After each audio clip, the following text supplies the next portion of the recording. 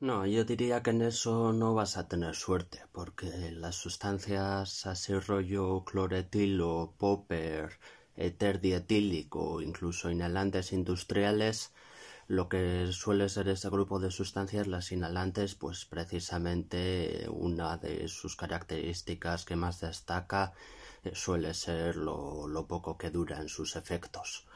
Así que lo que es de ese tipo no vas a tener una que dure horas.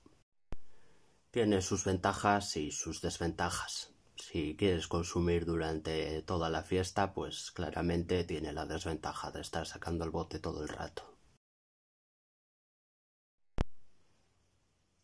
Bueno, no sé si hay mucho que decir, o sea, de productos así para vapear cannabis, pues yo solo remarcaría que tienen los mismos potenciales peligros que el cannabis consumido de cualquier otra forma, aunque menos daño a los pulmones que si se fuma, bastante menos daño. Luego ha habido casos aislados que sí han sido bastante chungos, así que bueno, a la hora de consumir productos derivados del cannabis para vapear, pues recomiendo revisar algunos que estén regulados y que hayan pasado controles y tal, porque en Estados Unidos hace unos pocos años hubo un lote de productos derivados del cannabis ilegales que no habían pasado ningún control de calidad y que producían una condición en los pulmones que de hecho llevó a que murieran unas cuantas personas, por desgracia. También es la hostia como lo trataron los medios por aquel entonces, pero bueno, el caso es que precisamente por eso, por vapear un producto derivado del cannabis que era ilegal y que no había pasado controles de calidad, pues llegó a morir gente. Pero eso, con un producto que sí haya pasado controles de calidad y sí esté regulado, pues no debería haber problema. Y de hecho, pues eso vendría a ser lo mismo que fumar cannabis de una forma tradicional, pero con menor riesgo y menor daño para los pulmones. Así que en ese aspecto, pues está razonablemente bien. O sea, es una forma de reducir daños respecto a fumar.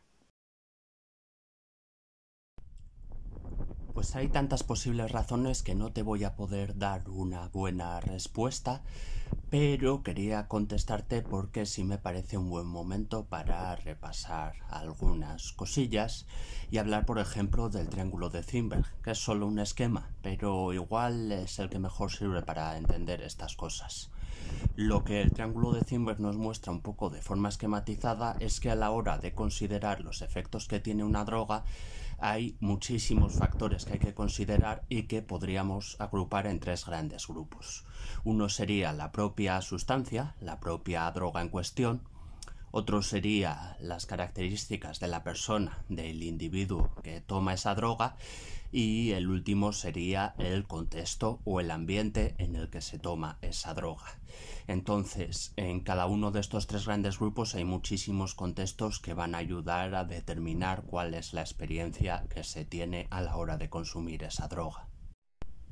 Por ejemplo, ciñéndonos un poco al caso por el que preguntas, al caso de consumir pastillas de éxtasis, DM, pues no es lo mismo tomarlas habiendo dormido 4 horas la noche anterior que habiendo dormido 8 horas la noche anterior, ni es lo mismo tomarlas si se está pasando por un proceso vírico, pues como puede ser aunque sea una gripe común, o si se está menstruando. Tampoco es lo mismo tomarlas con el estómago vacío que con el estómago lleno, o si has consumido alguna otra sustancia, incluso alcohol o cafeína. Tampoco es lo mismo tomarlas si hace 5 grados que si hace 25 grados. Pueden variar muchísimas cosas. Es más, por poder, incluso en la sustancia pueden variar, ¿no? Porque, bueno, no sé si es el caso. Igual eran pastillas del mismo lote y eran exactamente iguales. Entonces, esta posibilidad no tendría sentido. Pero, pues así, sin saber los detalles, es que hasta puede ser que fueran pastillas muy parecidas de tamaño y tal, pero que una tuviera el doble de principio activo, el doble de MDMA que otra. porque al final ese es un poco un riesgo en el éxtasis, ¿no? Que no sabes cuánto MDMA puede llevar cada pastilla y la cantidad puede variar bastante y a veces se producen sustos por ese motivo.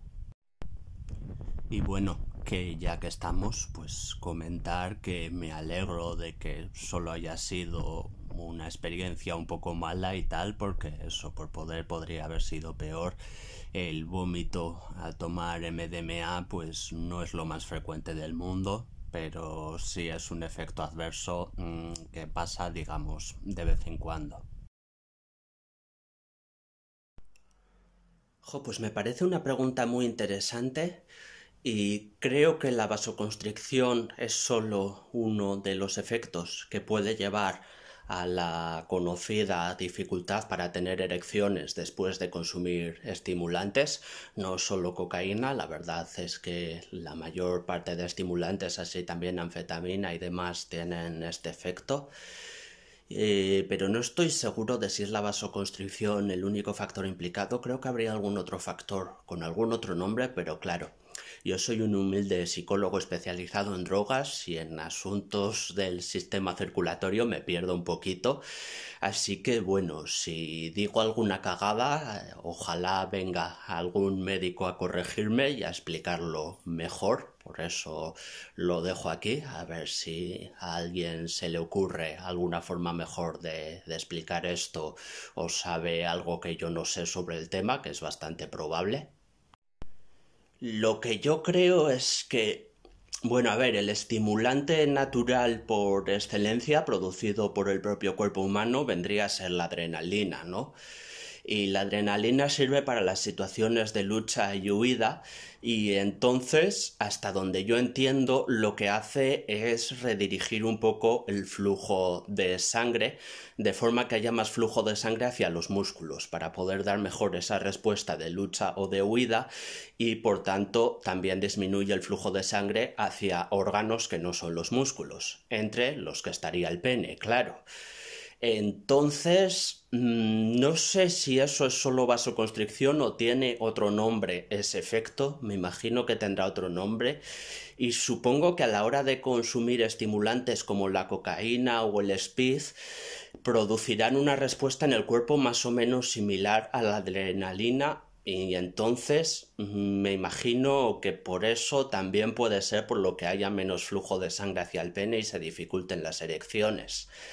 Pero ya te digo, esto es como para cogerlo un poco con pinzas porque yo del sistema circulatorio no controlo mucho, así que ojalá venga algún médico y pueda aclararlo un poco mejor, porque me parece una pregunta interesante, sí.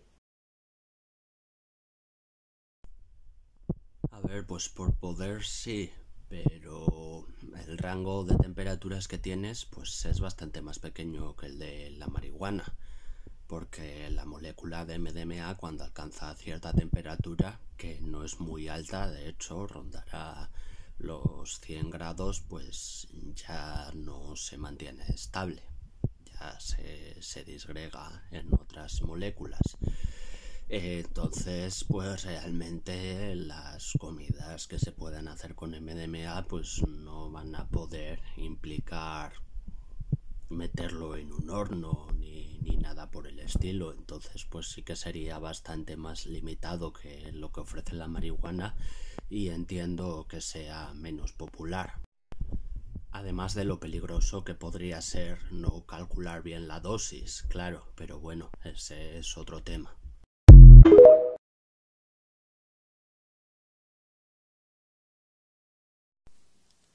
Normalmente es porque en algunos procesos de elaboración se suele lavar el producto con algún alcohol, casi siempre etanol. En algunos casos también se puede lavar con metanol, lo que podría ser peor porque en este caso pues podría tener algún peligro añadido, algunos efectos negativos añadidos si se consumiera en grandes cantidades.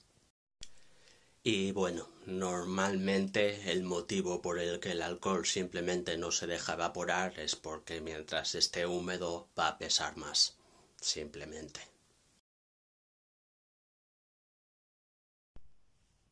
Es una pregunta interesante y yo creo que lo primero que hay que tener en cuenta es que no es una experiencia universal, ¿no? No a todo el mundo le pasa lo que me estás contando.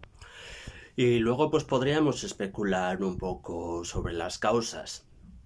Yo creo que sería posible que todavía hubiese alcohol en la sangre, especialmente si se ha bebido mucho la noche anterior. Si se ha bebido poco, pues en unas pocas horas ya desaparece el alcohol de la sangre, pero si se ha bebido mucho, pues podría tardar 14 horas perfectamente en terminar de metabolizarse. Entonces igual todavía queda alcohol en el organismo y lo siguiente que bebas cuando estás de resaca, pues aumenta todavía más los niveles.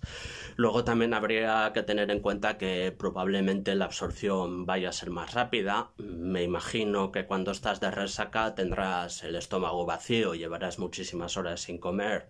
Seguramente la absorción va a ser más rápida y se va a notar más. Yo tiraría por esas dos causas como las principales. Son las principales que se me ocurren sobre por qué podría pasar eso.